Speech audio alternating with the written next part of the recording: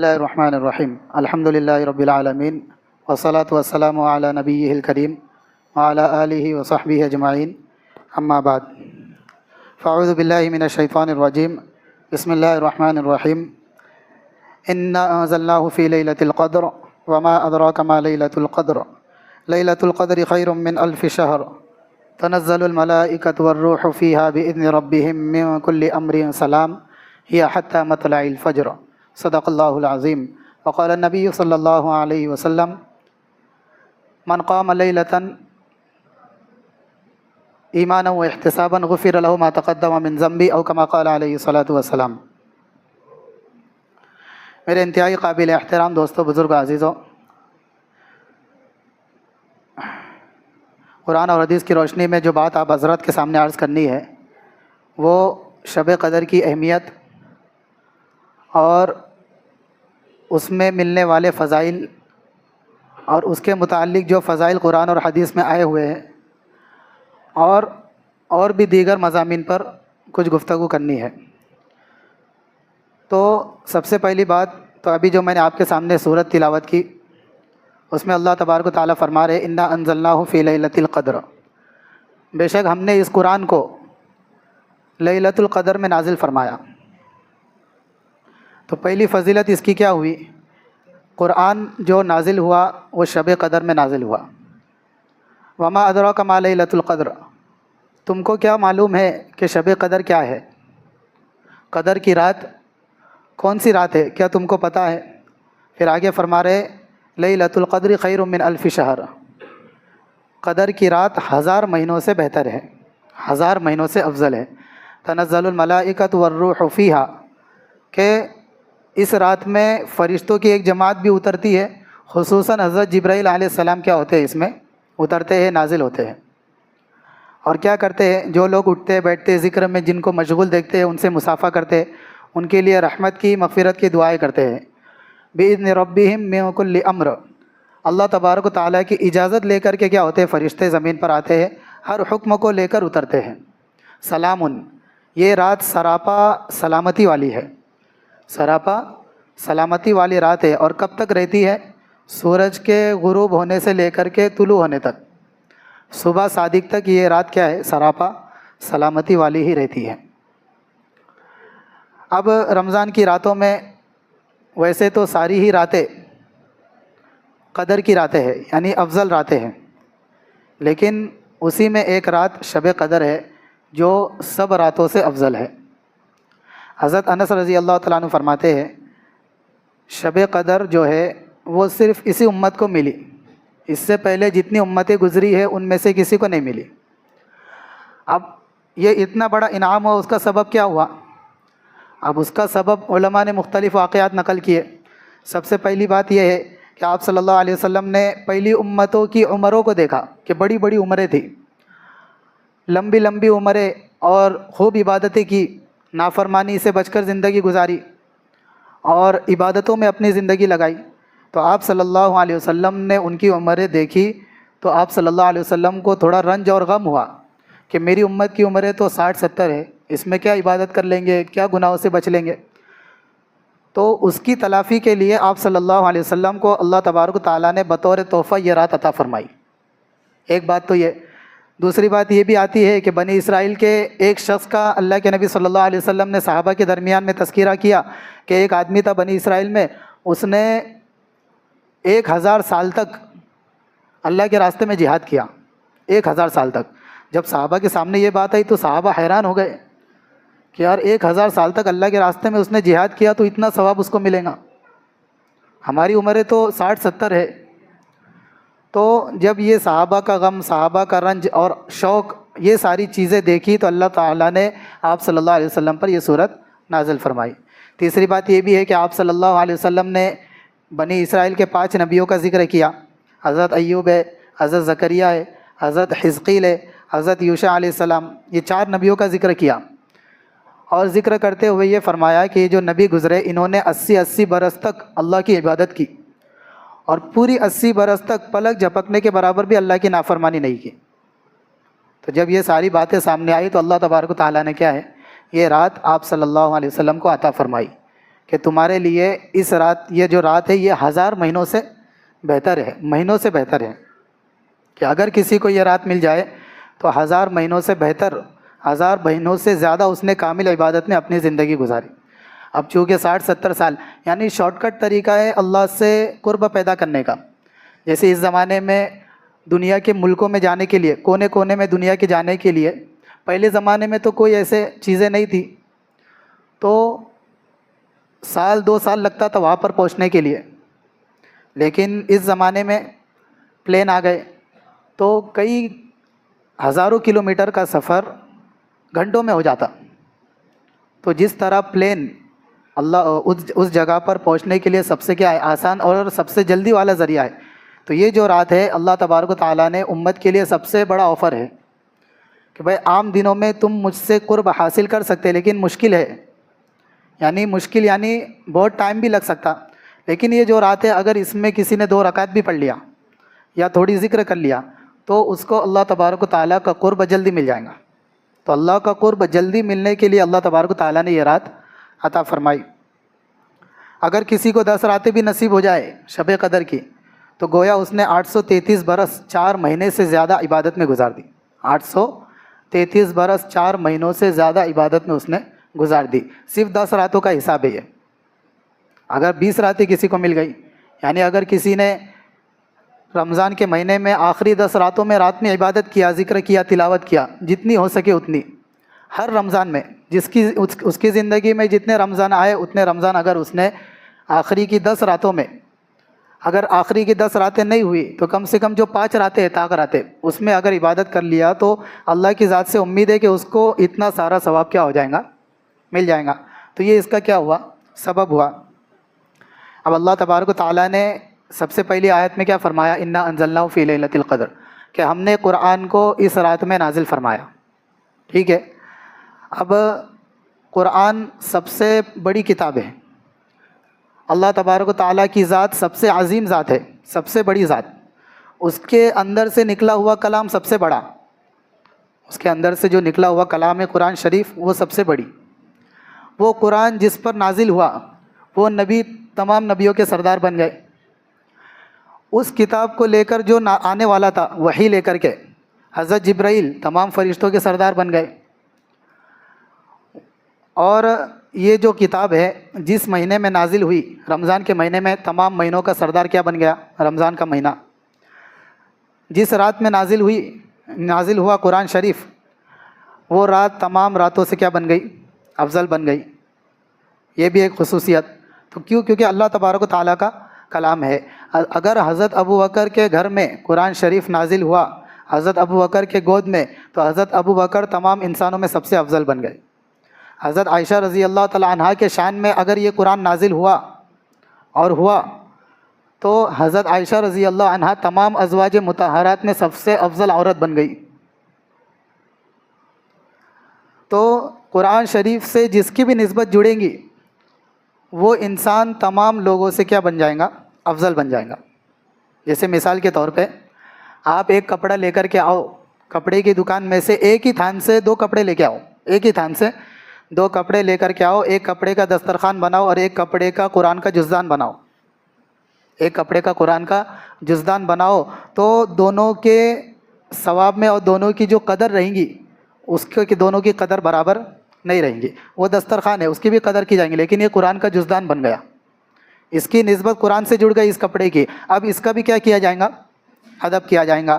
یا پھر ایک کپڑے کو آپ نے اپنے گاڑی کا سیٹ بنایا اور ایک کپڑے کو قرآن کا جز بنا دیا، تو ہم اس پہ تو بیٹھے، حالانکہ ایک ہی کپڑے کے 2 ٹکڑے ہیں وہ، لیکن اس پر ایک کپڑے پر بیٹھا جا رہا، اور ایک جو دوسرا کپڑا ہے جو قرآن کا جز بن گیا، تو اب اس پر بیٹھنے سے کیا ہوگا، بے ادبی کا گناہ ملے گا۔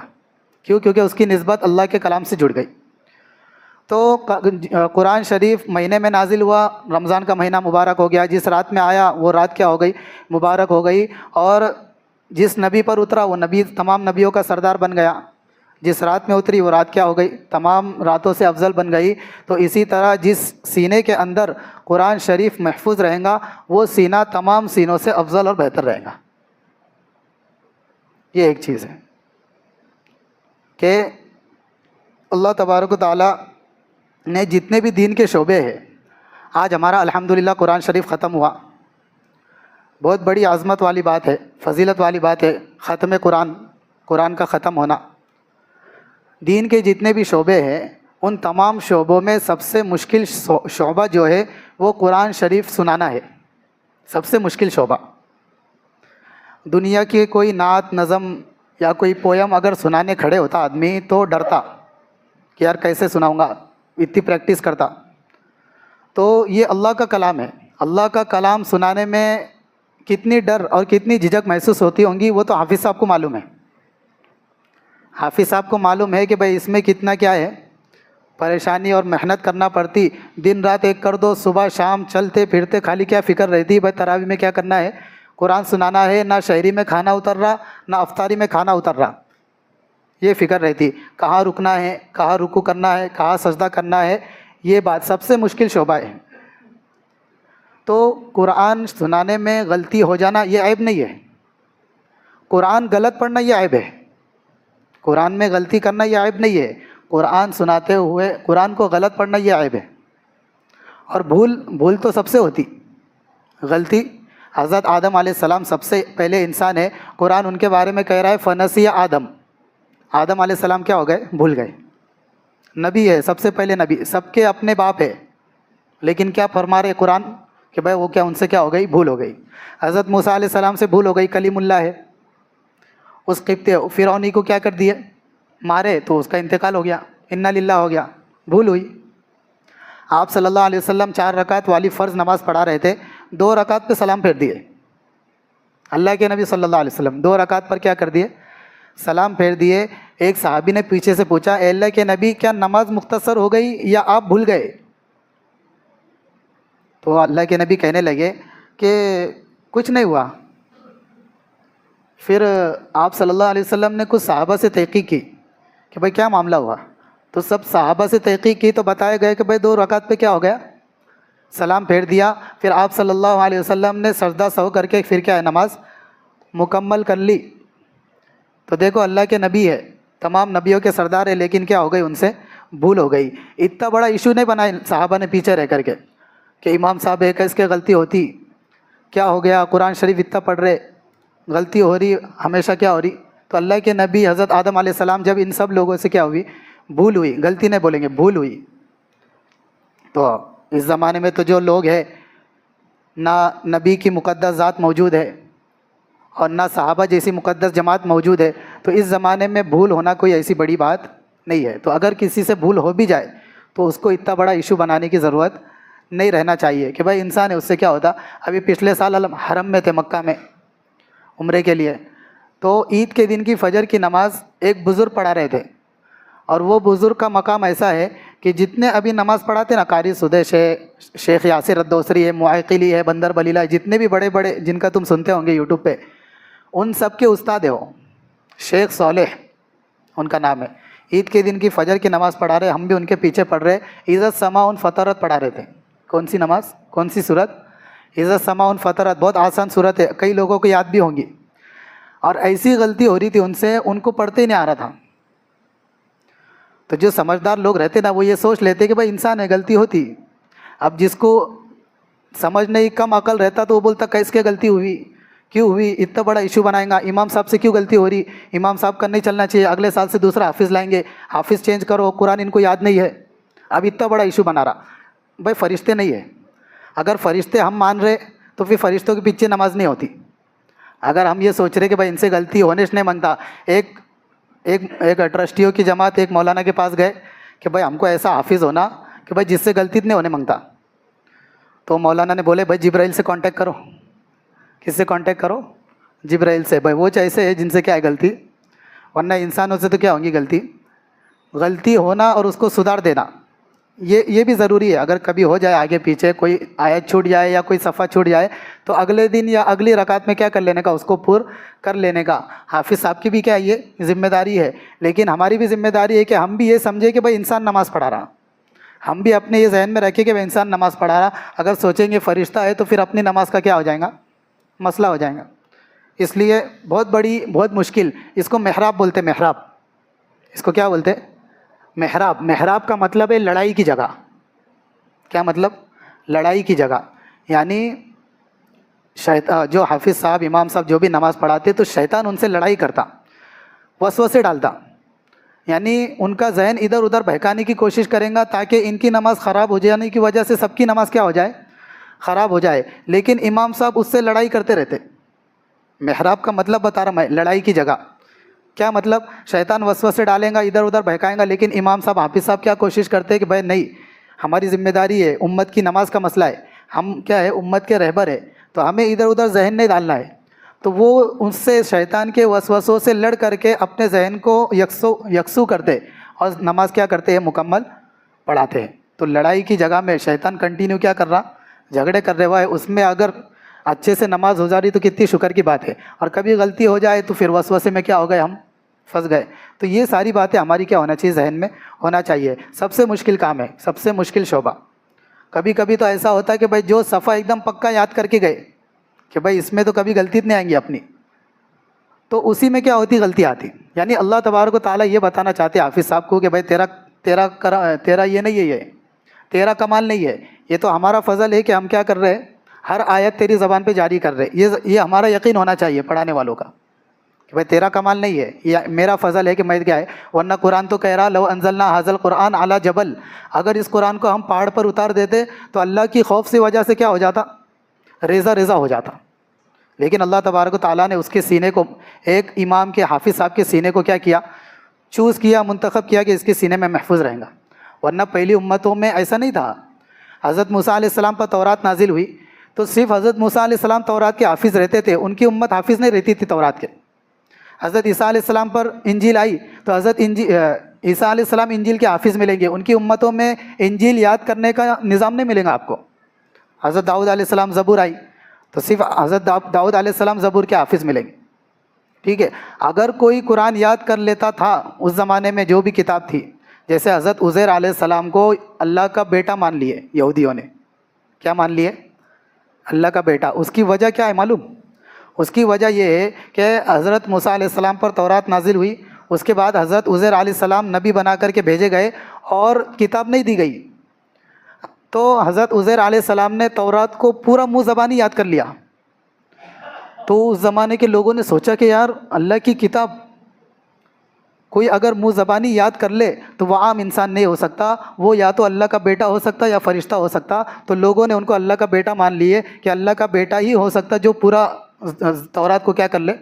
یاد کر لے. یعنی اتنی عظمت کی نگاہ سے دیکھا جاتا تھا اس زمانے میں. کوئی اگر اللہ کے کلام کو یاد کر لیتا تھا کہ بھئی یہ عام انسان نہیں ہو سکتا، یہ یا تو فرشتہ رہیں گا یا پھر اللہ کا بیٹا رہیں گا، اتنی عظمت سے دیکھا جاتا تھا. اور اس زمانے میں اس امت کی خصوصیت ہے، آپ صلی اللہ علیہ وسلم پر قرآن نازل ہوا، آپ صلی اللہ علیہ وسلم قرآن کے حافظ، اور آپ کی امت میں جتنے لاکھوں لوگ کیا ملیں گے؟ آپ کو قرآن کے حافظ ملیں گے. یہ اس امت کی کیا ہے؟ خصوصیت ہے. تو اس زمانے میں اگر کوئی یاد کر لیتا تھا اس کو اللہ کا بیٹا درجہ دے دیتے تھے. نبیوں کی ذات سے کیا کرتے تھے؟ اس کو کمپیئر کرتے تھے. اس زمانے میں حافظوں کا حال دیکھو، یعنی ہمارا رویہ دیکھو حافظوں کے ساتھ، امام صاحب کے ساتھ، کہ بھائی حافظ ہے اس کی قدر کرنا چاہیے، لیکن ہمارے اندر قدر ہی نہیں ہے. بھائی غلطی ہو گئی، کیا معاملہ ہو گیا، نقص نکالنے میں پیچھے رہتے کہ بھائی کیا اس کی غلطی نکالو، آج اگلے سال سے ان کا آنا بند. جیسے وہ ایک بیان میں مولانا نے بولے تھے، ہر مسجد میں ایک جماعت رہتی، کمیٹی رہتی. کون سی کمیٹی؟ کیا بولے تھے؟ امام ہٹاؤ سنگٹن. ایک ٹولی رہتی ایسی، امام ہٹاؤ سنگٹن، جو خالی اس میں لگی ہوئی رہیں گی کہ بھائی کچھ نہ کچھ کیا کرو ان کا. بھائی کائی کو لیٹ آ رہے، ایک دم 2 منٹ پہلے آ رہے، جب بھی آؤ تو موبائل ہاتھ میں ہے نا. اتنا غور کریں گے، اتنا غور کبھی اپنے بیٹے پہ کرا ہوتا نا تو اس کا بیٹا نمازی بن گیا ہوتا. اس کا بیٹا کبھی فجر کو نہیں آ رہا، نہ کبھی ظہر کی نماز پڑھا. یعنی ایسی زندگی گزر رہی اس کے بیٹے کی، قارون اور فرعون بھی کم پڑ جائیں گے. لیکن اتنا غور نہیں کر رہا بیٹا کس کے ساتھ گھوم رہا، کہاں جا رہا. اتنا حافظ صاحب کہ امام صاحب اس کے ساتھ دوستوں کے ساتھ بہت گھوم رہے کہ بھائی اس کے ساتھ گھوم رہے، گھومنا کم کرو، یہ کریں گے. بھائی نماز کے ٹائم پہ اگر گھوم رہے تو پھر یہ بری بات ہے. بھائی نماز پڑھانا ذمہ داری ہے، اس ٹائم پہ اگر گھوم رہے تو یہ بری بات ہے. اگر نماز کے ٹائم نماز پڑھا رہے اور جو مسجد کی ذمہ داری ہے وہ ذمہ داری ادا کرنے کے بعد اگر اپنا جو بھی کام کر رہے تو اس میں ہمیں کیا ہونا چاہیے؟ اس میں تو ہمارا تعاون کرنا چاہیے. اگر تعاون کا مزاج نہیں بنے گا نا تو پھر تناؤ کا مزاج بنے گا. تعاون کا کہ بھائی کوئی اچھا کر رہا نا تو اس کا کیا کرنے کا؟ تعاون کرنے کا. اس کا جس اعتبار سے تعاون ہو، جانی اعتبار سے، مالی اعتبار سے، دعاؤں کے اعتبار سے کہ اللہ ان کو اور ترقی دے. ورنہ جس کا مزاج غلطی والا بن جاتا نا، غلطی تلاش کرنے کا اگر کسی کا مزاج بن جائے تو اس سے، بلکہ علماء نے، فقہا نے لکھا ہے کہ وہ آدمی اللہ معاف کرے خنزیر سے بھی برا ہو جاتا. جس آدمی کا مزاج کیا بن جاتا؟ غلطی تلاش کرنے کا. بھائی اس کی غلطی دیکھو، اس نے کیا کرا، ابھی یہ کیا کرے، اس کی غلطی. خالی غلطی تلاش کرنے میں کیا ہے، پورا دن جا رہا اس کا. مسجد میں آ رہا تو خالی غلطی دیکھ رہا. تو ایسا مزاج کیا ہے، بہت برا مزاج رہتا. ورنہ اللہ والوں نے کیا ہے، اللہ والوں کے مزاج تو ایسے تھے ہمارے بزرگ کے کہ بھائی کتے میں بھی کیا کرتے تھے، خوبیاں ڈھونڈتے تھے. کتے کے اندر حالانکہ کوئی خوبی نہیں ہے اس کے اندر، لیکن کیا خوبی کہ بھائی جھک کر چلتا، اس کے اندر تواضع ہے. میں تو کیا ایسا اٹھا کے چلتا، میرے اندر تواضع نہیں ہے. کتے کے اندر خوبی. تو جس کا مزاج خوبی یا تلاش کرنے والا بنے گا نا تو اس کو کتے میں بھی خوبیاں نظر آئیں گی. اور جس کا مزاج غلطیاں تلاش کرنے کا بنے گا نا، اس کو قرآن یاد کرنے والے حافظ، اللہ کا کلام جس کے سینے میں ہے، اس کے اندر بھی کیا ملیں گی، غلطیاں ملیں گی. حالانکہ بس اتنی بات کافی تھی کہ اس کے اندر اللہ کا کلام ہے، اس کا مقام سب سے بڑا ہے. بس یہی بات کافی تھی اس کی عظمت کے لیے. لیکن کہاں سے کیا، کہیں نہ کہیں سے کیا ہے غلطیاں ہم. تو یہ مزاج کیا ہے، بہت برا مزاج ہے. اس مزاج سے کیا کرنا چاہیے، توبہ کرنا چاہیے. تو پہلے زمانے میں جو کتاب یاد کر لیتا تھا اللہ کی کتاب، تو اس کا کیا ہو جاتا تھا، ایک مقام بن جاتا تھا. تیسری فضیلت جو آیت میں بتائی گئی، فرشتے اترتے ہیں. حضرت جبرائیل علیہ السلام جب تک نبی دنیا کے اندر تھے تو حضرت جبرائیل علیہ السلام اللہ کی کتاب وحی لے کر کے دنیا میں آتے تھے. لیکن نبیوں کا سلسلہ ختم، وحی کا سلسلہ ختم، جبرائیل کی آمد ختم. لیکن یہ اتنی مقدس رات ہے، اللہ تبارک و تعالیٰ مومنین کے اکرام میں اس رات میں حضرت جبرائیل کو واپس بھیجتے. حالانکہ وحی کا سلسلہ نہیں ہے، لیکن مومنین کے اکرام میں حضرت جبرائیل کو بھیج رہے کہ جاؤ جا کر کے مصافحہ کر کے آؤ، جاؤ جا کر کے ان کی ملاقات کر کے آؤ. جو ذکر میں ملیں گا، اٹھتے بیٹھتے چلتے پھرتے قرآن کی تلاوت میں، کہ جاؤ جا کر کے کیا کرو، ان کا مصافحہ کر کے آؤ. حالانکہ وحی کا سلسلہ بند ہو گیا تو حضرت جبرائیل کی آمد بھی بند ہو گئی. لیکن اکرام میں، مومنین کے اکرام میں کہ بھائی دیکھو نبی نہیں ہے لیکن پھر بھی کیا کر رہا، تمہارے اکرام میں میں کیا کر رہا، ان لوگوں کو، فرشتوں کی جماعت کو اور حضرت جبرائیل علیہ السلام کو بھیج رہا. چوتھی بات کیا ہے، چوتھی فضیلت اس صورت میں سراپا سلامتی والی رات ہے. کب تک سلامتی والی رات ہے؟ سورج کے نکلنے تک، صبح صادق تک کیا رہیں گی، سراپا سلامتی والی. رحمت اللہ کے برستے رہیں گے اور اللہ تبارک و تعالیٰ جنت کے دروازے اور زیادہ کیا کر دیتے، کھول دیتے. اس لیے جتنی زیادہ کوشش ہو اس رات میں عبادتوں کا اہتمام کرنا چاہیے، گناہوں سے بچنے کا اہتمام ہونا چاہیے. دیکھو یقینی طور پر تو نہیں کہا جا سکتا کہ آج کی رات شب قدر ہے، یقینی طور پر نہیں کہا جا سکتا کہ آج کی رات شب قدر ہے. غالب گمان کر سکتے ہم کہ بھائی پکا گمان کر سکتے کہ آج کی رات شب قدر ہو سکتی، 27ویں شب. اس کی وجہ علماء نے لکھی کہ یہ جو صورت ہے انا انزلناہ فی لیلۃ القدر، اس میں 3 مرتبہ لیلۃ القدر آیا. کتنی مرتبہ آیا لیلۃ القدر، کتنی بار آیا، 3 مرتبہ. لیلۃ لام یا لام تا، 4 لفظ، لام قوف دا را، 4، 8 لفظ ہوئے. یہ 8 اگلے 2 کے 8، 8 8 16، اور تیسرا جو لفظ ہے اس کے بھی 8، کتنے ہو گئے 24. اور جو الف لام کے 3 الف، لیلۃ تل میں الف تو ہے نا، تو وہ 3 الف گنو، 25 26 27، 27 ہو گئے. 3 مرتبہ لیلۃ القدر آیا تو اس کو اگر کاؤنٹ کریں گے تو جتنے لفظ ہیں وہ 27 بنتے ہیں. اس لیے گمان کیا جا سکتا ہے کہ بھائی 27ویں شب کو کیا ہے، شب قدر رہ سکتی. تو اس طرح کیا ہے اندازہ لگایا علماء نے، لیکن یقینی طور پر اللہ کے نبی کو نہیں معلوم تھا تو پھر کچھ نہیں. تو اللہ کے نبی صلی اللہ علیہ وسلم اس تعین کے لیے کیا ہے، اللہ کے نبی کو بتا دیا گیا کہ بھائی فلاں تاریخ کو شب قدر ہے، ٹھیک ہے. اور اللہ کے نبی صلی اللہ علیہ وسلم مسجد میں تھے، مسجد سے باہر آ رہے تھے کہ بتانے کے لیے صحابہ کو کہ بھائی یہ رات شب قدر کہلاتی ہے.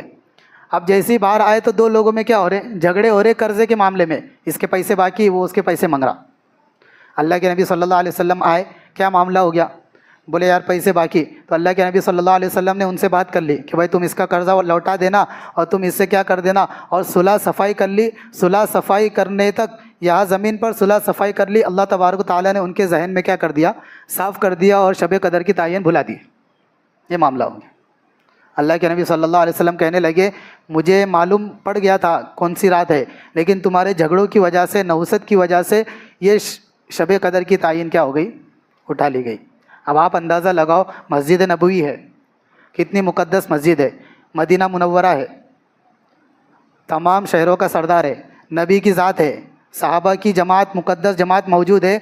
अगर इन सब लोगों के दरमियान में सिर्फ दो लोगों में अगर झगड़े हो रहे, उस झगड़े की नहूसत नबी की ज़ात पर, सहाबा की मुक़द्दस जमात पर, मदीना मुनव्वरा, मस्जिद नबवी, सब पर ऐसा असर पड़ा कि भाई शब कदर की तायीन क्या कर ली गई, उठा ली गई। इस ज़माने में अगर ना नबी की ज़ात मौजूद है, ना सहाबा की मुक़द्दस जमात है, ना मस्जिद नबवी जैसी तमाम मस्जिदों की सरदार मौजूद है, ना मदीना मुनव्वरा जैसा शहर है हमारे पास, अगर इस मस्जिद में झगड़े होंगे, उधर की मस्जिद में झगड़े होंगे, फुरा गली वाले इधर की गली वाले झगड़े करेंगे, सब करेंगे, तो ना नबी की ज़ात है ना सहाबा की। इतनी मुक़द्दस ज़ात होने के बावजूद उसकी नहुसत ऐसी हुई, शब कदर की तायीन उठा ली गई। इस ज़माने में तो कोई ऐसी मुक़द्दस ज़ात ही मौजूद नहीं है। अगर हम झगड़े करेंगे मस्जिद में, उधर की मस्जिद में, उधर गली वाले वो गली वाले सब झगड़े करेंगे, तो फिर कितनी बड़ी बड़ी खैर से क्या हो जाएंगी, ये उम्मत महरूम हो जाएंगी। अब इतनी बड़ी मुक़द्दस रात, 1000 महीनों से बेहतर रात थी, लेकिन नबी के होते हुए भी क्या हो गई तायीन, यानी झगड़ों का असर नबी की ज़ात पर भी पड़ता। तो हमारे इसमें कितना क्या असर पड़ेगा। अगर समझाने जाओ तो बोलते हम हक़ के लिए लड़ रहे, क्या कर रहे, हक़ के लिए लड़ रहे। क्या मतलब, मैं जो बोलूँगा वही हक़ है। क्या समझते लोग, मैं जो बोलूँगा वही हक़ है, अगर मेरे मुताबिक फ़ैसला हुआ तो फिर हक़ है, अगर मेरे अलावा किसी दूसरे ने बोला तो वो हक़ नहीं है, अगर मेरे ख़िलाफ़ फ़ैसला हुआ तो वो भी हक़ नहीं है। ये हक़ का मतलब क्या हुआ, हमने समझे, हक़ के लिए लड़ रहे। अगर समझाने भी जाओ तो अरे हक़ को दबा देना इस रात में भी, मुक़द्दस रात में, इस मुबारक महीना में, जो यानी जो हदीसों में फ़जीलतें आई है गुस्से को पी जाने की, वो हक़ पर रहकर गुस्से को पी जाने की फ़जीलत है। वरना नाहक़ पर रह कर के अगर लड़ेगा तो फिर वो तो उसकी तो वईद है। एक आदमी हक़ पर नहीं है और वो क्या कर रहा, सामने वाले से लड़ रहा, तो इस पर तो वईद आई है हदीस में। हक़ पर रह करके अपने गुस्से को पी जाना, हक़ पर रह करके गुस्से को और झगड़े को ख़त्म कर देना, इसके बारे में फ़जीलत आई कि अल्लाह तबारक व तआला इसको क्या कर देते, ऊंचा मकाम अता फरमाते। हम हक़ पे है, हक़ के लिए लड़ रहे, अब हक़ के लिए लड़ रहे। फिर बाज़ लोग तो इतने बेशरम रहते कि बोलते भाई तुम्हारे उलमा में जितने झगड़े हैं, तुम्हारे उलमा में जितने झगड़े होते, कोई क्या बोलता कोई क्या बोलता, तुम्हारे उलमा में तो उलमा का इख्तिलाफ़ इसके बारे में उलमा से मत पूछो क्या है, सहाबा से पूछो। सहाबा फरमाते हैं कि उलमा का इख्तिलाफ़ रहमत है, उलमा का इख्तिलाफ़ रहमत है। आप अंदाज़ा लगाओ, उलमा का इख्तिलाफ़ जब रहमत है तो उलमा का इत्तेफाक और उलमा का एक हो जाना कितनी बड़ी रहमत और कितनी बड़ी खैर का ज़रिया रहेगा। उलमा का इख्तिलाफ़ रहमत है, आवाम का इख्तिलाफ़ फ़साद है, ये बात भी है। उलमा में अगर इख्तिलाफ़ होगा तो इससे रहमतें आएंगी, लेकिन जब आवाम में इख्तिलाफ़ और झगड़े होंगे तो इससे नहुसतें आएंगी, जैसे शब कदर की तायीन उठा ली गई। दूसरी मिसाल देता आपको, एक वाक़या हयातुस सहाबा में मुख्तसरन, एक सहाबिया है हज़रत उम्मे बहज़िया, 12 हमने सुने ये वाक़या, लेकिन अभी मौका है तो सुना दे रहा। हयातुस सहाबा की 3री जिल्द में वाक़या है, एक सहाबिया हज़रत उम्मे बहज़िया, इख्तिलाफ़ की नहुसत बता रहा मैं कि झगड़े की कितनी बुरी नहुसत रहती। यानी आदमी खैर से क्या हो जाता, खाली आदमी नहीं, पूरी मस्जिद पूरा इलाका खैर से महरूम हो जाएगा, सिर्फ एक दो लोगों की झगड़े की वजह से ऐसा मामला हो जाता। वो सहाबिया का वो जो मामूल था, उनके पास बकरियां थी, बकरियों में से दूध निकलता था, दूध में से घी निकालती थी और घी निकाल करके अल्लाह के नबी के खिदमत में हदिया देकर आती थी, बतौर गिफ्ट के। रोज़ बकरी में से दूध निकालती थी, दूध में से घी निकलता था और घी क्या करती थी अल्लाह के नबी को। एक मरतबा ऐसा हो गया कि नमाज का वक्त हो गया, तो अपनी बांदी से कहा कि तुम जा कर के क्या करो, अल्लाह के नबी को हदिया दे दो, मुझे क्या करना है, नमाज़ पढ़ना है। देखो एक पॉइंट तो इस वाक़े से ये निकला कि सहाबा का और सहाबियात का मिजाज ये था कि नमाज के मुकाबले में अगर अल्लाह के नबी की ज़ात भी आ जाए तो नमाज मुकद्दम रहेंगी। अल्लाह के नबी की खिदमत में हदिया पेश करना कितनी बड़ी बात है। अरे अल्लाह के नबी की, इस ज़माने में अगर कोई बड़े सियासी लीडर को कोई गिफ्ट देता तो फ़ोटो निकालता, 10-5 फ़ोटो निकालता कि मेरा फ़ोटो तो मैंने अपने हाथ से क्या करा, उसको गिफ्ट देता, पूरे स्टेटस पे लगाएगा, सबको बोलेगा मैंने अपने हाथ से गिफ्ट दिया क्या उसको, सियासी लीडर। तो जब दुनिया वालों का मिजाज तो अल्लाह के नबी सल्लल्लाहु अलैहि वसल्लम तमाम नबियों के सरदार है, उनको गिफ्ट देना कितनी बड़ी बात है। लेकिन वो सहाबिया ने फरमाया कि भाई नमाज का टाइम हो गया तो तू जा कर के क्या कर दे, मुझे क्या करना है, नमाज़ पढ़ना है। इस ज़माने के मुसलमान दुकान पर रह करके, मुसलमान तो छोड़ो, अल्लाह के दुश्मन गैर की वजह से नमाज़ छोड़ देता, और वहाँ पर अल्लाह के नबी की वजह से भी नमाज़ ज़ाया नहीं हो रही। और इस ज़माने का मुसलमान दुकान पर रह करके, मुसलमान की वजह से नहीं, अल्लाह का दुश्मन गैर की वजह से भी क्या कर देता नमाज। अगर कोई उसने बड़ा सौदा लेकर के आ गया कि मुझे बहुत सारी चीज़ होना तेरी दुकान से, तो क्या नमाज क्या सब चले जाती गैर की वजह से। और वहाँ पर اللہ کے نبی کی وجہ سے بھی نماز ضائع نہیں ہو رہی کہ بھائی تو جا کے دے دے، مجھے کیا کرنے کا ہے، نماز پڑھنے کا ہے۔ وہ باندھی گئی اور جا کر کے پورا گھی تھیلی میں سے برتن میں اللہ کے نبی کے گھر میں جا کر کے نچوڑ کر کے آ گئی۔ اب پورا نچوڑ کے آئی، لا کر کے تھیلی لٹکا دی۔ اب یہ نماز پڑھ رہی تھی، نماز سے فارغ ہوئی تو تھیلی میں سے گھی ٹپک رہا۔ اب اس کو غصہ آیا، یا جاریتی، باندھی کو بلائی کہ تو نے میرا کام نہیں سنی، میں نے تیرے کو ایک کام بولی تھی کہ جا کر کے کیا ہے ہدیہ دے کر کے آ، تو نے میرا کام نہیں سنی، باندھی ہے تو میری۔ تو وہ کہنے لگی اللہ کی قسم میں نے تو سارا گھی دے کر کے آئی، بلکہ نچوڑ کر کے آئی، چمڑے کی تھیلی رہتی تھی اس زمانے میں، پورا نچوڑ کر کے آئی میں نے تو گھی۔ تو جب تھیلی دیکھی گئی تو پوری تھیلی گھی سے کیا ہوئی تھی، بھری ہوئی تھی۔ یعنی عمل کے ذریعے لیں گے نا تو ایسا ملتا، پھر عمل کے ذریعے نماز کو مقدم کر کے جب آدمی اللہ سے لیتا نا نماز کے ذریعے، تو اللہ تبارک و تعالیٰ کیسا دیں گے، گھی دیں گے بغیر دودھ کے برکتوں والا، گھی دیں گے بغیر دودھ کے برکتوں والا۔ اگر سبب کو مقدم کر کے لیں گے، سبب کو سامنے رکھ کر کے لیں گے، اللہ تبارک و تعالیٰ گھی دیں گے دودھ میں سے مقدر والا، گھی دیں گے دودھ میں سے مقدر والا۔ عمل کو مقدم کر کے لیں گے، گھی ملیں گا بغیر دودھ کے برکتوں والا۔ اب تم فیصلہ کرو، دیکھو سبب کے ذریعے لیں گے نا تو ملنا یقینی نہیں ہے، ایک پکا نہیں ہے کہ ملے گا، بار بار نہیں ملے گا، جب چاہیں گے تب نہیں ملے گا، دنیا میں ملیں گا آخرت میں نہیں ملے گا۔ اور عمل کے ذریعے، نماز کے ذریعے، صدقے کے ذریعے اور نوافل کے ذریعے اللہ سے لیں گے تو ملنا یقینی ہے، ایک جب چاہیں گے تب ملیں گا، بار بار ملیں گا، دنیا میں بھی ملیں گا اور آخرت میں ملے گا۔ اب فیصلہ کرو کیسے لینے کا۔ حضرت ام بحزیہ فرماتی ہے کہ اتنی برکت ہوئی اس گھی میں، اب برکت والا اللہ کی طرف سے آیا تھا بغیر دودھ کا، تو ایسی برکت ہوئی، فرماتی ہے اللہ کے نبی 2-3 سال زندہ رہے اور دنیا سے کیا ہو گئے، چلے گئے۔ میں اس گھی کو استعمال کرتی تھی، خود استعمال کرتی تھی، پڑوسیوں کو دیتی تھی، جو مہمان آتے تھے سب کو کھلاتی تھی۔ اللہ کے نبی چلے گئے، حضرت ابو بکر کا زمانہ آیا، حضرت ابو بکر کر کے پورے 2.5 سال میں اس گھی کو استعمال کر رہی، خود کی استعمال کر رہی، پڑوسیوں کو دے رہی، جو مہمان آ رہے ان کو کھلا رہی، سب کو خوب کھلا رہی، گھی کمی نہیں ہو رہا، ٹھیک ہے۔ حضرت ابو بکر بھی چلے گئے، حضرت عمر کا زمانہ آیا، حضرت عمر کے 8.5 سال پوری خلافت میں استعمال کرتی تھی، حضرت عمر بھی چلے گئے، حضرت عثمان کا زمانہ آیا، حضرت عثمان کا پورا زمانہ میں استعمال کرتی رہی، حضرت عثمان کے زمانے کے آخر میں مسلمانوں میں آپس میں جھگڑا ہوا، اس جھگڑے کی نوسط ایسی ہوئی اس تھیلی میں سے گھی آنا بند ہو گیا، جھگڑے کی نوسط کیسی برکت ہو رہی تھی۔ فرماتی ہے روایت کے آخری میں ہے 25 سے 27 سال تک میں اس گھی کو استعمال کرتی تھی، لیکن کس وجہ سے محروم ہو گئی، کس کا جھگڑا ہوا، مسلمانوں کا، ان کا کچھ معاملہ نہیں، اس کا نحوست اور اس کا اثر ایسا پڑا کہ بھائی اس تھیلی میں سے بھی برکت خیر سب کیا ہو جاتی، اٹھا لی جاتی۔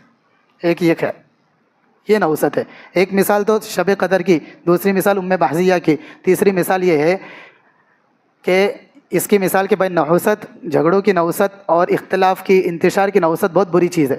جیسے منافقین نے اللہ کے نبی کے زمانے میں مسجد بنائی، مسجد زرار، سنتے ہیں ہم 11ویں پارے میں والذین اتخذوا مسجدا ضرارا، اور انہوں نے مسجد بنائی اور یہ سوچ کر کے کہ مسجد بنائی، ان کا پلان تو یہ تھا کہ بھائی اس میں بیٹھ کر کے اللہ کے نبی اور صحابہ کے خلاف مشورے کرنے کا۔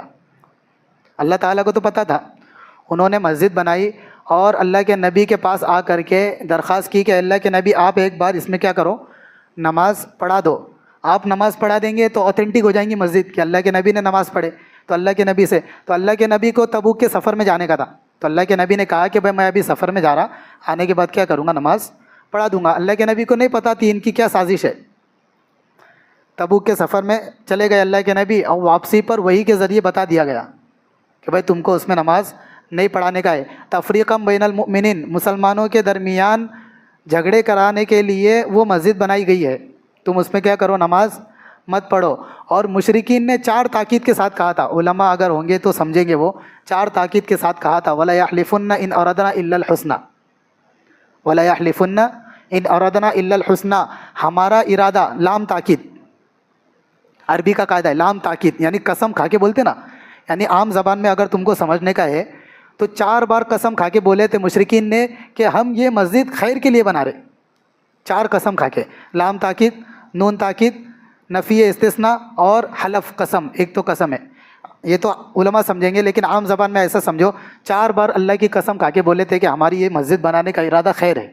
اللہ تبارک و تعالیٰ نے 4 قسموں کا جواب ایک جملے میں بولے، واللہ یشہد انہم لکاذبون، تم سب کے سب کذاب ہیں۔ عام زبان میں بولیں گے کہ تم سب کے سب جھوٹے ہیں، تم سب کے سب کیا ہے تمہارا ارادہ۔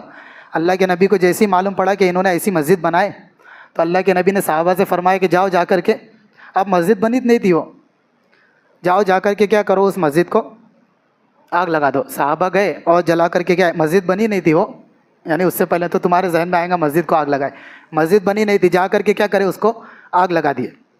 اب آگ لگ گئی، وہ کیا ہو گیا، ختم ہو گیا، ٹھیک ہے۔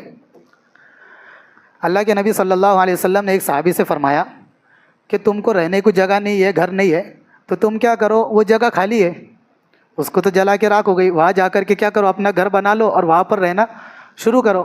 وہ صحابی کہنے لگے، اے اللہ کے نبی، تم کو اللہ نے وہاں پر کھڑے رہنے سے منع کیا اور میں وہاں پر جا کر رہوں؟ تم کو تو اللہ نے کیا کیا، وہاں پر کھڑے رہنے سے منع کیا اور میں وہاں اپنا گھر بناؤں؟ میں نہیں بناؤں گا۔ وہ صحابی کہنے لگے، ایک میرا دوست ہے، بہت بیچارہ کیا ہے، غریب ہے، بہت زیادہ ضرورت مند ہے، اگر اس کو آپ اجازت دیتے تو وہ کیا کریں گا، وہاں پر گھر بنا دیں گا۔ تو وہ صحابی نے جا کر کے ان سے کہا اور انہوں نے وہاں پر جا کر کے گھر بنا لیا۔ اب وہ وہاں پر رہنے لگے، 2 سال رہے وہاں پر وہ صحابی۔ کتنے سال؟ 2 سال وہاں پر رہے۔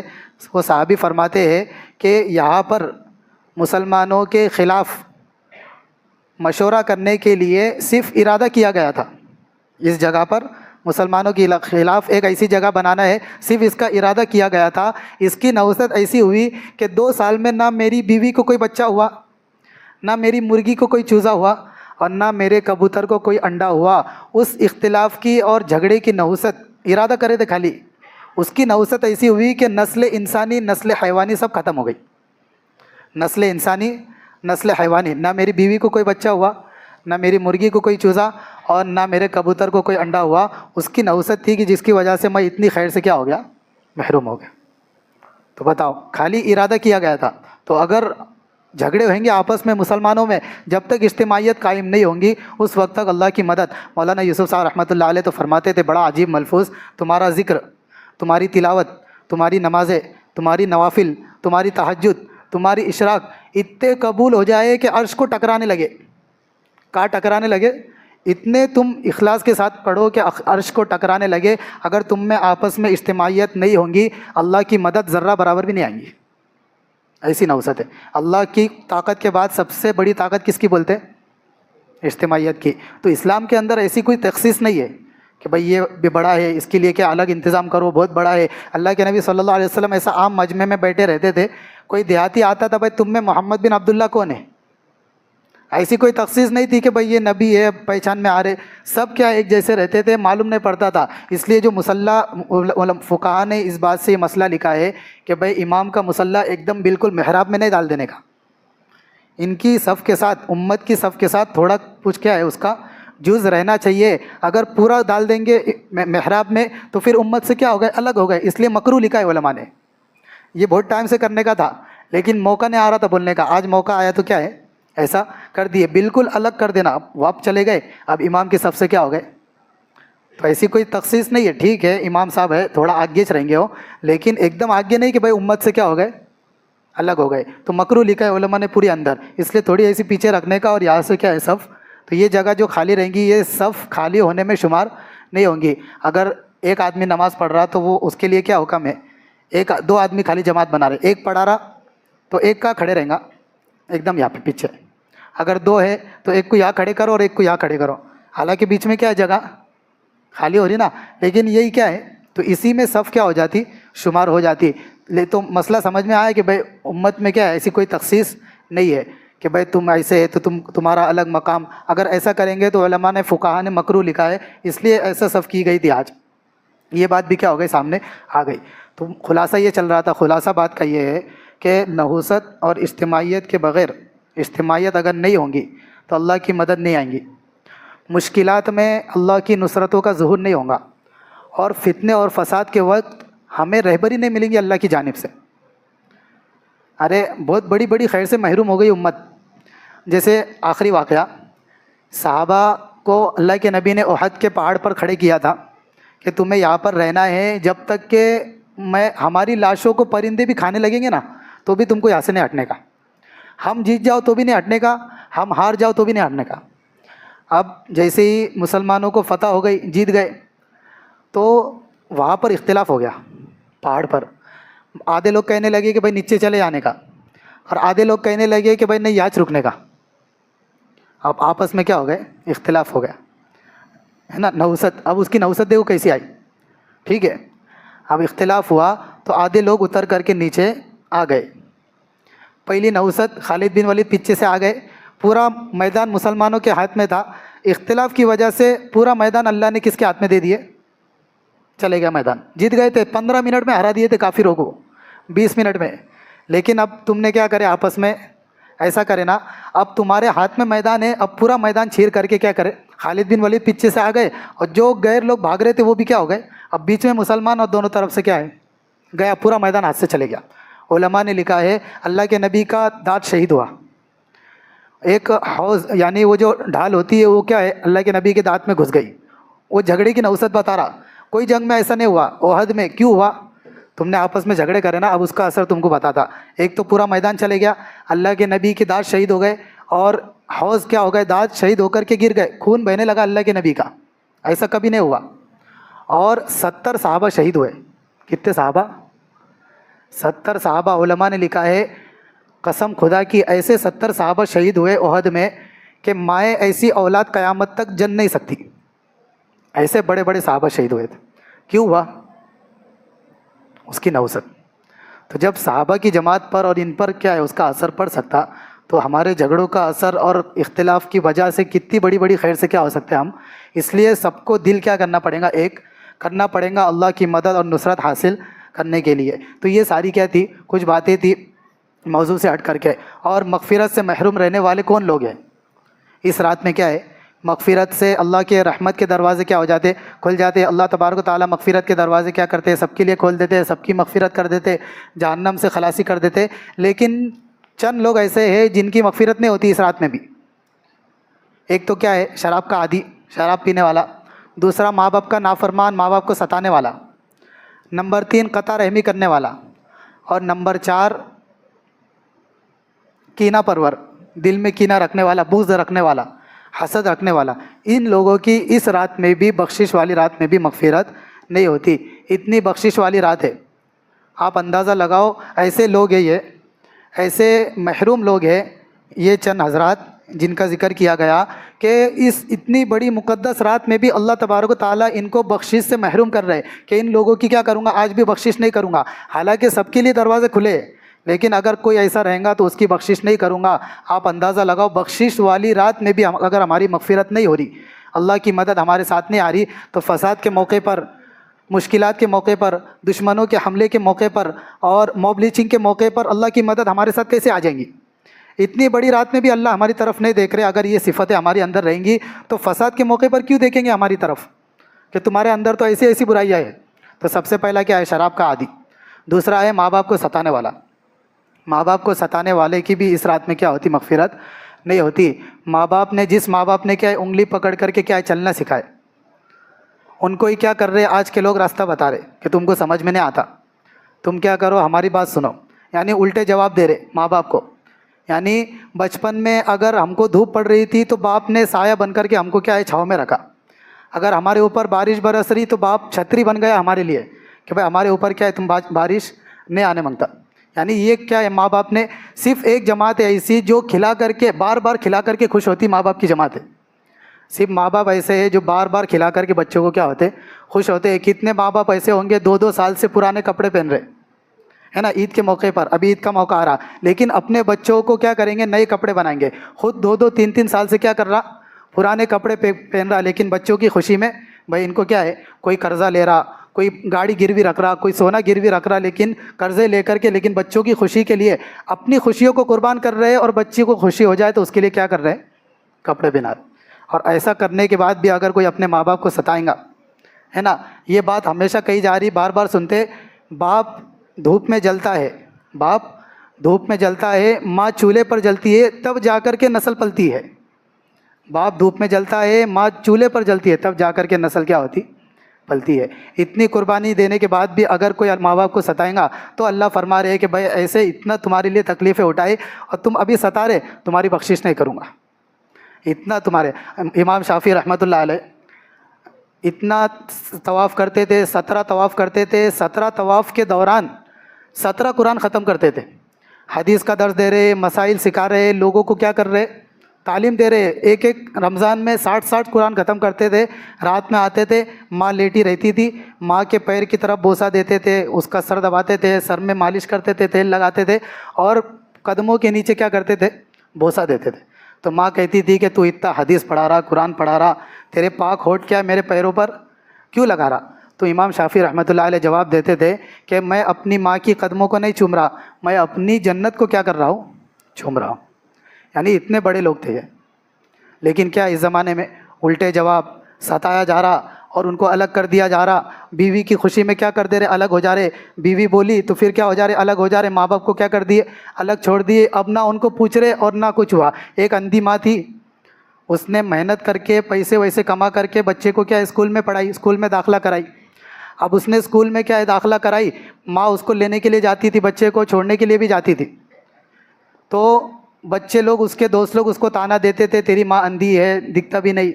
تو وہ گھر پر آ کر کے اپنی ماں سے جھگڑا کرنے لگا کہ تمہاری آنکھ نہیں ہے, تم کیا کرتے, میری اسکول میں آتے تو لوگ مجھے کیا کرتے, چڑھاتے. بچہ آ کر کہنے لگا تو تم کیا کرو, اسکول میں نہیں آنے کا تم نے, ٹھیک ہے. تو ماں کو کیا ہے, ماں تو مار رہی تھی, اب صبر کرتی. تو وہ بچہ پڑھ لکھ کر کے کیا ہو گیا, بڑا ہو گیا, اس کو جاب لگ گئی, بہت بڑا آدمی بن گیا, امریکہ میں جاب کرنے لگ گیا. امریکہ میں جاب کرنے کے بعد ماں باپ کو کیا کر دیا, اس ماں کو اس نے چھوڑ دیا. ماں کو پوچھنے بھی نہیں لگا کیا ہو گیا. پہلے ماں سے نفرت کرتا تھا کہ تم آتے تو میرے کو لوگ کیا کرتے, تو ماں کو الگ کر دیا. اس کے بعد اپنا نکاح کرا, جاب کرا, امریکہ میں جاب لگی. جاب لگنے کے بعد واپس اپنے گاؤں میں آ کر کے بڑی کمپنی کھول دیا. بڑی کیا کر دیا, کمپنی کھول دیا. ماں کو پتہ چلا کہ بھائی میرا بیٹا آیا ہوا ہے, کہیں نہ کہیں سے پتہ چل گیا. تو میں جا کر کے کیا کرتی, اس کو ملتی. ماں جب اس کے پاس گئی تو وہ بیٹا جب کمپنی کے باہر آیا تو واپس کیا کہنے لگا, میں نے تو تم کو چھوڑ دیا تھا, تم واپس آ گئی. تو وہاں سے کیا کر دیا,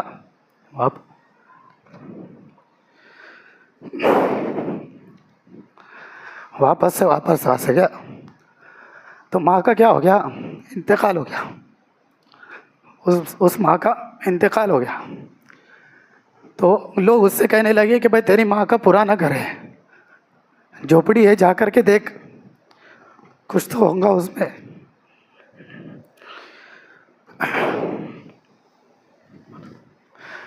تو اس نے جا کر کے کیا, اس جھوپڑی میں جا کر کے دیکھا. تو جیسے ہی جھوپڑی جا کر کے دیکھا, جھوپڑی میں تلاش کرنے لگا, تلاشی لینے لگا. تو اس جھوپڑی میں اس کو ایک صندوق ملا. صندوق کھول کر کے دیکھا تو اس میں ایک چٹھی تھی. کیا تھی, چٹھی. چٹھی جب کھول کر کے پڑھنے لگا تو اس نے پڑھا کہ بیٹا تو اس آنکھ کی وجہ سے کیا کرتا تھا, تو مجھ سے نفرت کرتا تھا. تیرا بچپن میں ایکسیڈنٹ ہو گیا تھا, اس میں تیری ایک آنکھ چلی گئی تھی. میں نے تیری آنکھ تو تجھے کیا کر دیا, یہ آنکھ میری اپنے نکال کر کے تجھے وہ آنکھ دی تھی.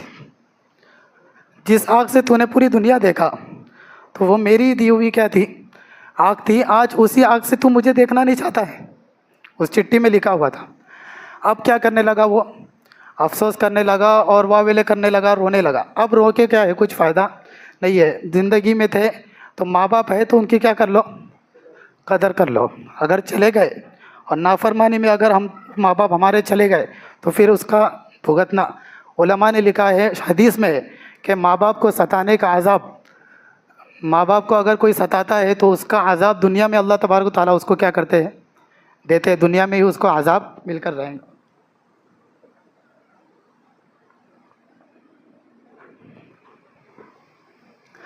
تو اس لیے اگر ایسا کچھ ہوگا ماں باپ کو ستانے والے کہ آج کیا کرتے, اللہ مغفرت نہیں کرتے. اس لیے اگر کوئی ایسا ہوگا تو کیا کر لینے کا, ماں باپ سے معافی مانگ لینے کا. اگر چلے گئے تو ان کے لیے مغفرت کی دعا, ان کے لیے ایصال ثواب, جتنی نوافل ہوں گی آج سب ان کے لیے کیا کرنے کا, تلاوت ذکر سب ان کے لیے کرنے کا. کیونکہ درد ذہ جو ماں نے ہمارے لیے صحیح ہے اس کا بھی ہم بدلہ ادا نہیں کر سکتے. ایک آدمی نے اپنی ماں کو پورا بٹھا کر کے عمرہ کرایا, حج کرایا, اپنے کندھے پر بٹھا کر کے. مسئلہ آ کر پوچھنے لگا کیا میں نے اپنی ماں کا حق ادا کر دیا. اس کو جواب ملا کہ تیرے پیدائش کے وقت تھوڑی سی جو تکلیف ہوئی تھی نا تیری ماں کو، اس تکلیف کا بھی تو نے حق ادا نہیں کیا. تو یہ ماں باپ کا کیا اللہ نے مقام رکھا ہے. اس لیے آج کی رات کیا ہوتی ہے، ان کی بخشش مغفرت کا فیصلہ نہیں کرتے جو ماں باپ کو کیا کرتے ہیں، ستاتے. تیسرا ہے قطع رحمی کرنے والا.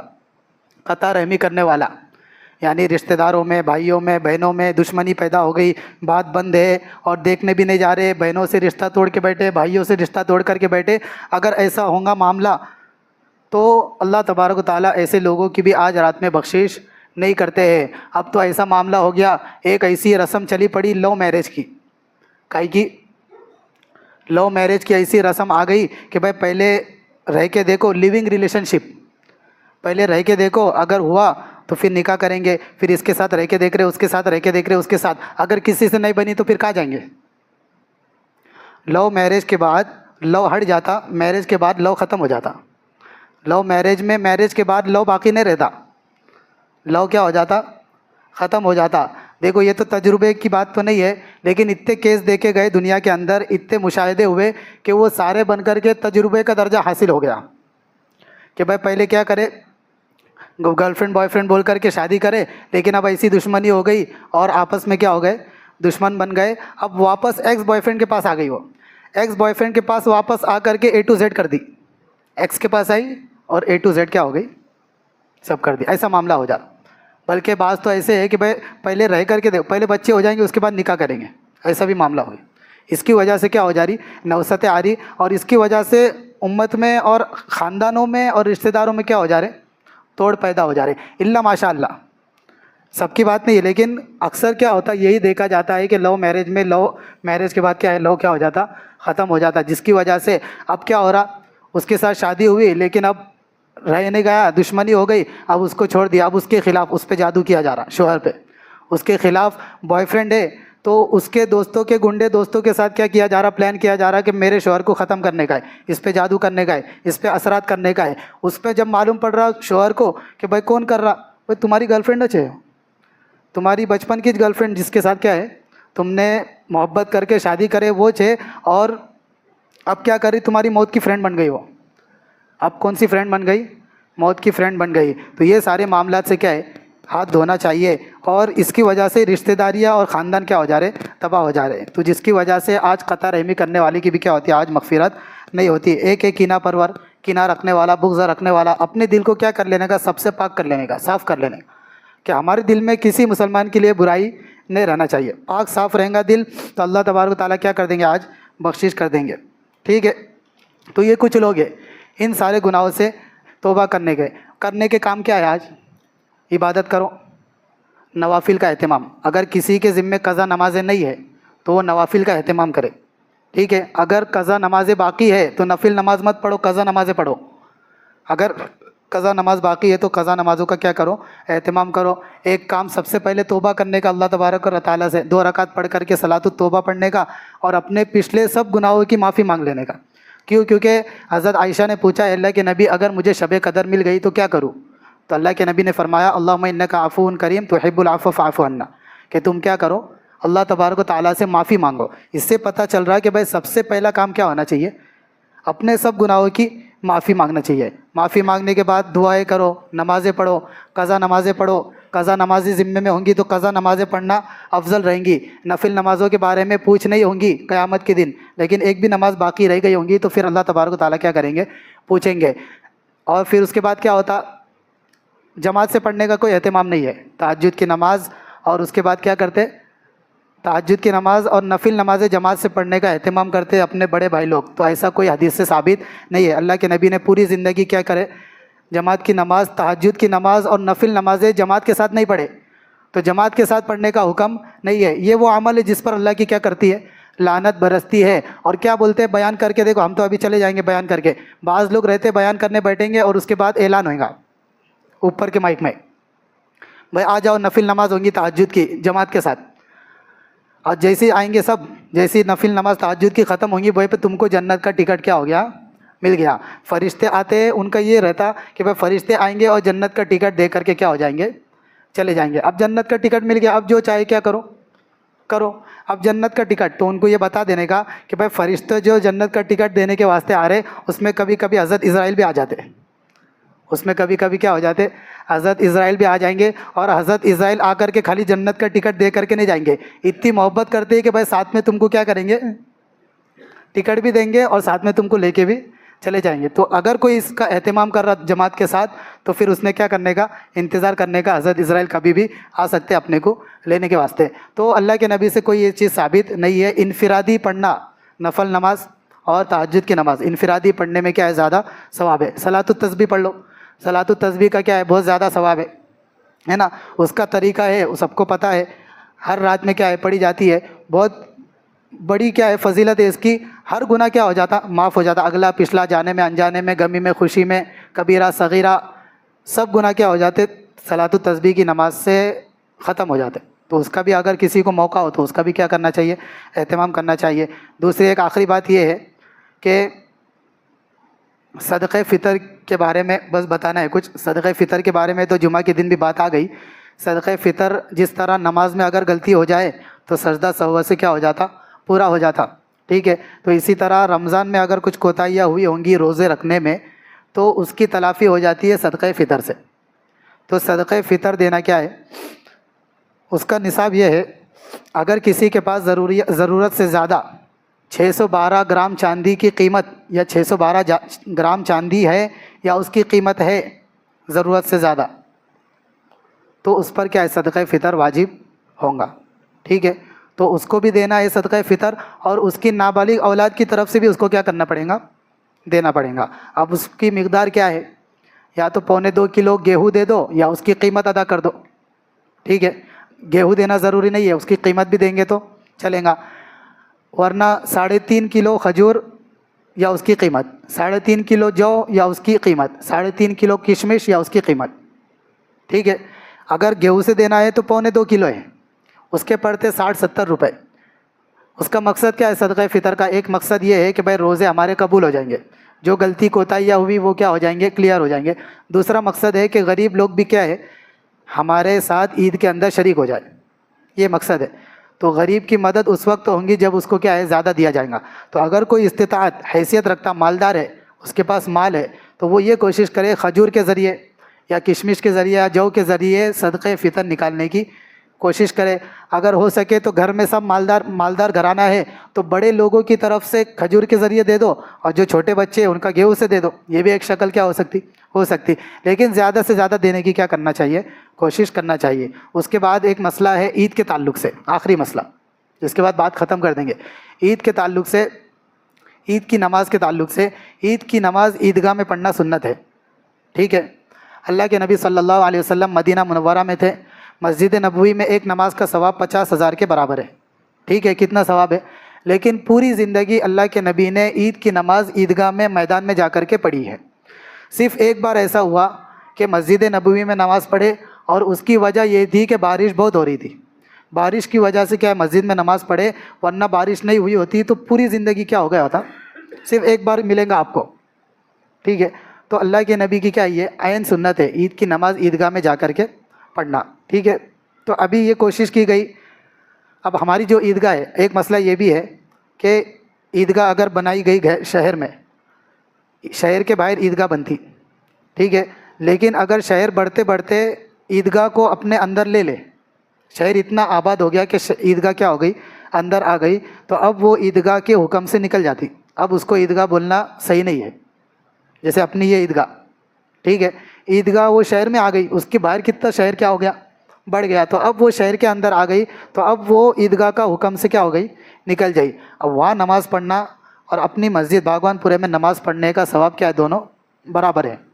سنت کا ثواب نہیں ملے گا اس عیدگاہ میں نماز پڑھنے کا کہ بھائی میدان میں اللہ کے نبی شہر سے باہر میدان میں کھلے آسمان میں جاتے تھے، 2 شرطیں، شہر کے باہر جانے کا، آبادی کے باہر، اور کھلے آسمان کے نیچے، تو یہ 2 شرط، تو یہ دونوں شرطیں کیا ہو جا رہی یہاں پر ختم ہو جا رہی۔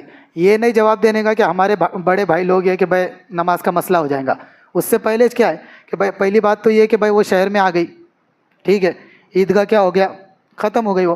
دوسری بات وہ کافی بھی نہیں ہے، کافی بھی نہیں ہے، اس سے زیادہ لوگ نائکوڑ پورہ کی مسجد میں آ جائیں گے، اگر اوپر نیچے پوری بھر گئی نا باہر تک، تو اس سے زیادہ لوگ آ جائیں گے۔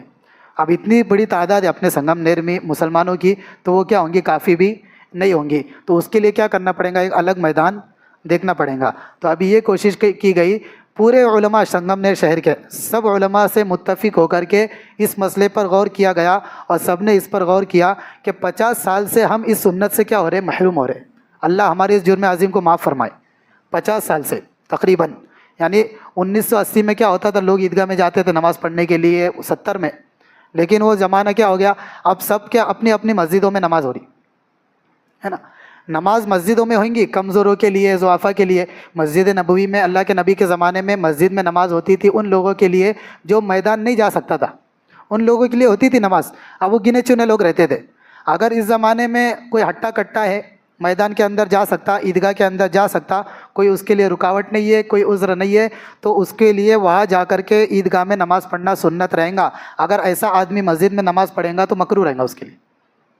ہاں بھائی، کسی کے لیے عذر ہے، نہیں آ سکتا، وہاں پر کوئی مسئلہ ہے، تو وہ کیا ہے؟ مسجد میں نماز پڑھ لے تو خلاف سنت کا اس کو گناہ نہیں ملے گا. تو 50 سال سے کیا ہے؟ یہ سنت سے ہم محروم ہوتے جا رہے ہیں. اور ایسی اجنبی بن گئی یہ سنت کہ جب ہم نے اس مسئلے کو لے کر کے امت کے سامنے رکھے، کیا نوے میں لائے، یہ کیسے کیا ہو گیا؟ کبھی اتنے سال سے تو ہوا نہیں، حالانکہ سنت تھی وہ، لیکن اتنی اجنبی ہو گئی. 50 سال سے سب نے اپنی اپنی مسجد میں نماز پڑھنا شروع کرے. تو جب اس مسئلے کو لے کر ہم نے امت کے سامنے رکھے، کبھی تو ایسا ہوا نہیں. ابھی تم کو اس زمانے کے علماء کو سمجھ میں آ رہا، وہ تو ایک دور تھا، 3 دور گزرے. پہلے زمانے میں ایک دور ایسا گزرا کہ امام صاحب نے، عالم صاحب نے ایک مسئلہ بتا دیے، ختم. کہ بھائی امام صاحب نے جلسے میں یا جمعہ کے بیان میں یا کوئی ایسا مسئلہ بتا دیے، بھائی امام صاحب نے بول دیے، ختم ہو گئی بات. ایک دور یہ گزرا کہ بھائی جو بول دیے ختم. دوسرا ایک دور ایسا آیا جیسا اب بھی کا دور، کہ بھائی امام صاحب نے، عالم صاحب نے کوئی مسئلہ بتائے، کوئی بیان کرے، تو ان سے دلیل مانگی جاتی تھی کہ بھائی تم نے جو بولے نا اس کا دلیل بتاؤ قرآن اور حدیث میں. دلیل دیکھتے تھے، اچھا ٹھیک ہے دلیل ہے تو مان لیتے تھے، دلیل دیکھ کر کے ماننے والے لوگ. یہ ایک دور گزرا. ابھی کا دور ایسے بے اعتمادی ختم ہو گئی قرآن اور حدیث سے، علماء سے، کہ بھائی اگر علماء مسئلہ بتا رہے، امام صاحب کوئی ایسی بات کہہ رہے، تو بھائی قرآن اور حدیث میں ہے کیا؟ قرآن اور حدیث میں ہے تو پھر کیسے کیا؟ ہم کو تو سمجھ میں نہیں آ رہا، عقل میں تو ہماری آ رہی نہیں یہ بات. ٹھیک ہے قرآن اور حدیث میں ہے لیکن ہم کو سمجھ میں نہیں آ رہا، تو ہم کو سمجھ میں نہیں آ رہا، تو یہ مسئلہ کیا ہے؟ صحیح نہیں ہے. تو یہ زمانہ کیا ہے؟ وہ زمانہ چل رہا، علماء کی بات پر اعتماد ختم، قرآن اور حدیث کے اعتماد کیا ہو گیا؟ ختم ہو گیا اعتماد. بھائی قرآن اور حدیث میں صاف مسئلہ ہے، اس لیے جو کہا جاتا ہے، علماء جو رہتے ہیں وہ ناقل رہتے ہیں، اپنی طرف سے مسئلہ بنا کر کے نہیں بتاتے، بلکہ مسئلہ نقل کر کے بتاتے ہیں قرآن اور حدیث سے. اپنی طرف سے کوئی مسئلہ نہیں بتا رہا، بلکہ مسئلے کو کیا کرتے ہیں علماء؟ نقل کرتے ہیں. لیکن ایسا اعتماد ختم ہو گیا کہ بھائی ہمارے بزرگ نے ایسا بولے، ہمارے مولانا نے ایسا بولے، فلاں حضرت جی نے ایسا بولے، تو ہم تو اس پہ چلیں گے. لیکن یہ زمانہ قرآن اور حدیث پر ہم کو کیا سمجھ میں نہیں آ رہا، تو ہمارے ذہن میں صبح سے شام تک خباثتیں بھری رہتی. ہماری آنکھوں سے کنٹینیو غیر محرم کو ہم دیکھ رہے، موبائلوں میں کیا ہو رہا، غیر محرم کی تصویریں دیکھ رہے، گناہ سن رہے، گانے سن رہے. تو جب اتنی گناہ کی چیزیں رہیں گی تو قرآن اور حدیث ہم کو کیوں سمجھ میں آئیں گی؟ قرآن اور حدیث ہدایت کی کتابیں، ہدایت والوں کو ہدایت کی باتیں سمجھ میں آتی، خبیثوں کو اس کی باتیں سمجھ میں نہیں آتی. یعنی یہ سب کی بات نہیں کر رہا، جو لوگ یہاں موجود نہیں ہے ان کی بات کر رہا میں. سب تو ماشاءاللہ سب اچھے لوگ ہیں، لیکن یہ کیا، یہ زمانہ کیا ہے چل رہا. اب علماء کی بات سمجھ میں نہیں آ رہی تو علماء کو ٹوکنا شروع. حالانکہ فقہاء نے لکھا ہے کہ علماء کو ٹوکنا جائز نہیں ہے عوام کے لیے. عوام کے لیے میں نے فتاوی ہندیہ عربی کی کتاب ہے، جلد نمبر 5 صفحہ نمبر 408، اس میں لکھا ہے فقہاء نے، یعنی عام لوگ کبھی کبھی کیا بولتے، عالم ہو کے ایسا کر رہے، حافظ صاحب ہو کے ایسا کر رہے، مفتی صاحب ہو کے ایسا کر رہے، یہ کیا ہے گناہ پر. تو فتاوی ہندیہ میں مسئلہ لکھا ہے کہ اگر ایسا کریں گے تو امت کے اندر درجے کی تمیز ختم ہو جائیں گی. امت کے اندر درجے کی تمیز کیا ہو جائیں گی؟ ختم ہو جائیں گی. تمیز باقی نہیں رہیں گی کہ بھئی یہ عالم صاحب، یا ہر کوئی کیا کر رہا آ کر کے بول کے جا رہا. تو علماء نے لکھا ہے اگر عام لوگ علماء کی بات کو، علماء کو کسی بات پر ٹوکیں گے، چاہے حافظ صاحب علماء ہو، کسی بات پر ٹوکیں گے تو بے ادبی کا کیا ملے گا؟ گناہ ملے گا. پھر کبھی کبھی ایسا ہوتا کم علمی کی وجہ سے، کم علمی کی وجہ سے کوئی بات سمجھ میں نہیں آئی، ہم تو اس کو کیا سمجھ رہے؟ صحیح سمجھ رہے، لیکن قرآن اور حدیث میں وہ غلط ہے. یا پھر کبھی ایسا ہوتا ہے کہ ہم اس کو غلط سمجھ رہے لیکن قرآن اور حدیث میں کیا ہے؟ وہ صحیح ہے. لیکن کم علمی کی وجہ سے ایسا ہو رہا، اور اس بات پر عالم صاحب سے، امام صاحب سے کیا کر رہے؟ جھگڑے کر رہے، حالانکہ اس کو علم نہیں ہے اس بات کا. اور جھگڑے کر رہے تو ایسا کرنے والے کو بھی کیا ملے گا؟ گناہ ملے گا۔ تیسری ایک بات، کم علمی کی وجہ سے حق بات سے آدمی کیا ہو جاتا؟ دور ہو جاتا۔ صحیح مسئلہ بتا رہے، یہاں سے امام صاحب فلاں صاحب قرآن اور حدیث سے بات بتا رہے، لیکن وہ اپنے پہلو کی بات لے کے بیٹھے ہوئے، ہمارے فلاں مولانا نے ایسا دیکھے ایسا کرے۔ کبھی تو ایسا ہوا نہیں، ایسا زمانے میں شیطان کے وسوسوں میں سے شیطان کی بات آئی تھی تفسیر میں، اس میں ڈرانے کے، تو ایک پنجہ شیطان کا یہ بھی رہتا بہکانے کا کہ بھائی اپنے باپ دادا کے دین پر چلا تھا، کہ ہم نے اپنے باپ دادا کو کرتے دیکھے، بچپن سے ایسا دیکھتے آئے، تو یہ شیطان کا کیا رہتا؟ دھوکہ رہتا، جس کی دھوکے میں کیا ہو جاتے ہم لوگ آ جاتے۔ اس لیے اس سے بھی کیا ہونا چاہیے؟ بچنا چاہیے۔ تو عید کی نماز کے تعلق سے یہی بات ہے خلاصہ، کہ گزارش ہے سب سے میری کہ بھائی جو لوگ جا سکتے، کوئی عذر نہیں ہے۔ اور مفتی صاحب نے بھی یہی مسئلہ بتائی جمعہ کے اندر، مفتی صاحب نے اتنا صاف مسئلہ بتائے۔ مفتی صاحب نے ایک بات بولے تھے وہ تو بھول گئے، شریعت کا حکم معلوم کرو اور اس پر عمل کرو۔ ہر ایک آدمی نے کیا کرنے کا؟ ماشاءاللہ بہت لوگ آئے میرے پاس کہ بھائی عید کے تعلق سے کیا مسئلہ ہے، ذرا ہم کو بتاؤ، جس کے اندر طلب ہے، مسئلہ معلوم نہیں، معلوم کرے، اب ٹھیک ہے بھائی ہم اس پر عمل کریں گے۔ ایسے بھی بہت سارے لوگ ہیں، لیکن مفتی صاحب کی بات کو کیا بول رہے، یہاں پھیلایا کس نے، تو بھی کیا بات سمجھ میں نہیں آتی۔ بولے مفتی صاحب نے بولے ضروری نہیں ہے بولے عیدگاہ جانا۔ پھر میں نے وہ ریکارڈنگ سنا مفتی صاحب کی، تو ایسا کبھی کئی نے بولے لے، یعنی ایک تو جھوٹ پھیلانے کا۔ مفتی صاحب نے ایسا بولے صاف کہ بھائی شریعت کا حکم معلوم کرنے کا اور اس پر عمل کرنے کا، اور آخری میں ان نے بولے بھائی جس کو کوئی عذر نہیں ہے، ہٹا کٹا ہے، جا سکتا میدان میں، تو وہ کیا کرے؟ میدان میں جائے۔ اور کسی کو عذر ہے، معذور ہے، بزرگ ہے، تو وہ کیا کرے؟ اپنی مسجد میں۔ سب مسجدوں میں بھی نماز ہوں گی، لیکن جو شعائر اسلام، شکتی پردرشن کی اگر کئی اجازت ہے اسلام کے اندر، تو عید کی نماز کے لیے ہے، جلسے جلوس میں نہیں ہے۔ جلسے جلوس میں لوگ اس واسطے جاتے کہ بھائی ہم کیا کریں گے؟ تعداد بڑھا کر کے ان کو خوف پیدا کریں گے، اس کی اجازت نہیں ہے شریعت میں، ایسا کہیں ثابت نہیں ہے۔ لیکن عید کی نماز کا اجتماع پوری شریعت میں، اسلام میں، سیرت میں آپ کو ملے گا، اور جتنی تعداد بڑھا سکتے اتنی بڑھاؤ۔ یہ اسلام کا اصل کیا ہے؟ شاعر ہے۔ اور اس میں کیا ہوں گے؟ ایک شان و شوکت۔ وہ زمانہ تو ختم ہو گیا کہ باپ اپنے بچوں کو بٹا کر کے سب کیا کر رہے؟ عید کی طرف جا رہے، ایک رستے سے جا رہے۔ ایک صاحب تو بول رہے تھے، بولے ٹرک بھر بھر کر کے آتے تھے ہم، اور ایسا ماحول بنتا تھا، سارے ہزاروں لوگ کیا ایک ساتھ سجدے میں جا رہے، لاکھوں لوگ کیا ہے رکوع میں ہے، ایسا نظارہ دکھتا۔ وہ نظارہ کیا ہو گیا؟ ختم ہو گیا۔ سنت سے ایسی اجنبیت آ گئی، تو ہم یہ کوشش کر رہے ہیں کہ واپس سے کیا کرے، اور قسم کھا کر کے کہی جا سکتی یہ بات، یہ سنت پر عمل کرنے والے کو 100 شہیدوں کا ثواب ملے گا۔ کیوں؟ عند فساد امتی، امت کے فساد کے وقت اگر کوئی ایک سنت پر عمل کرے گا، ایک روایت میں ہے کہ بھائی ایک سنت ختم ہو گئی، اب اس سنت کو کیا کیا جا رہا؟ زندہ کیا جا رہا، اس پر عمل کیا جا رہا، تو اس سنت پر عمل کرنے والے کو 100 شہیدوں کا ثواب ملے گا۔ تو یہ سنت 50 سال سے کیا ہو گئی ہوئی ہے، اب اس پر عمل کرنے والے کو اللہ کی ذات سے امید یقینی کہ بھائی اس کو کیا ملے گا؟ 100 شہیدوں کا ثواب ملے گا۔ اس لیے گزارش ہے جو لوگ جا سکتے وہ وہاں جا کر کے پڑھے، جس کو کوئی عذر ہے، بزرگ ہے، معذور ہے، تو وہ اپنی مسجد میں بھی نماز ہوں گی۔ ایسا نہیں ہے کہ میں مسجد میں نہیں ہو رہی، سب مسجدوں میں نماز ہوں گی، لیکن وہاں پر جانے میں کیا ہے؟ شان و شوکت، اسلام کی شوکت کیا ہوں گی؟ ظاہر ہوں گی۔ اس کے لیے ہماری کیا ہے؟ ذمہ داری ہے۔ اللہ تبارک و تعالیٰ کہنے سننے سے زیادہ عمل کرنے کی توفیق عطا فرمائے۔ سب سے پہلا اعلان یہ ہے کہ سب ساتھیوں کے لیے، جتنے بھی ساتھی ہیں ان کے لیے شہری کا انتظام مسجد کے اندر کیا گیا ہے، اس لیے سب سے گزارش ہے کہ آج کی شہری کیا کرے؟ اپنی مسجد میں کرے۔ دوسرا ایک اس بات کا مشورہ کرنا ہے عید کے تعلق سے کہ عید کی نماز کس وقت میں ہو۔ اچھا ایک بات رہ گئی، وہ وہاں پر عید کی نماز کی جو جگہ ہے اپنی، وہ بڑا برج کراس کریں گے، جیسے ہی بڑا برج کراس کرے تو ایسا ٹن آتا، تو سیدھے ہاتھ کو کیا ہے؟ بہت بڑی جگہ ہے، معلوم ہے وہ پلاٹ چھوٹے سنگمنیر کو پہلی بار کو، تو وہ جگہ پر کیا ہوں گی عید کی نماز۔ اس کا سارا مشورہ ہو گیا، پنڈال وغیرہ سب جو بھی ہے لگ جائیں گا، اور اوپر سے خالی رہیں گا، اسٹیج چھوٹا سا رہیں گا، وہ سارا مشورہ ہو گیا ہے۔ اپنے کو بس جا کر کے کیا کرنا ہے؟ شرکت کرنا ہے، نماز پڑھنی ہے۔ اور تو اس نماز کا ٹائم 9:30 بجے ہے۔ کتنے بجے ہے عید کی نماز؟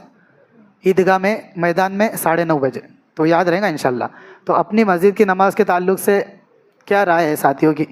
ذرا بتا دو، عید کی نماز کب ہو، کیسا ہو، کون سے وقت میں ہو؟ صاحب الرائے آدمی جلدی جلدی رائے دے دے تاکہ جلدی فارغ ہو جائے لوگ۔